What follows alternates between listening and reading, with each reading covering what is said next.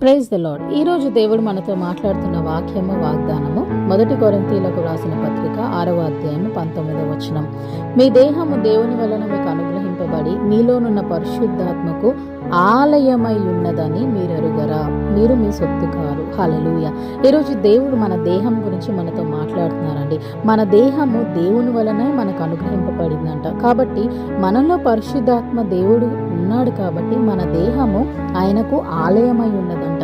చాలా మంది అంటూ ఉంటారు, ఈ దేహము ఏదో ఒక రోజు మట్టిలో కలిసిపోవాల్సిందే కదా, ఆత్మ వర్ధిల్తే చాలు అని.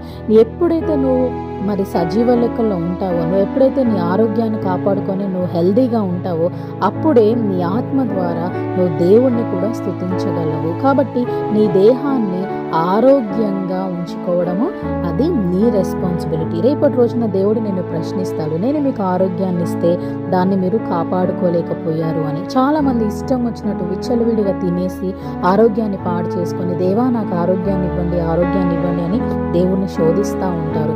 వాక్యం సెలవిస్తుంది, తిండిబోతులకు ఆయన రాజ్యంలో అర్హత లేదంట. కాబట్టి జాగ్రత్తగా బలమైన ఫుడ్ తీసుకోవాలి, టైంకి తినాలి. మన దేహాన్ని మనం కాపాడుకుంటూ ఆయనని స్తుతిస్తూ ఆయనని మహిమపరుస్తూ ఉండాలని వాక్యం సెలవిస్తుంది.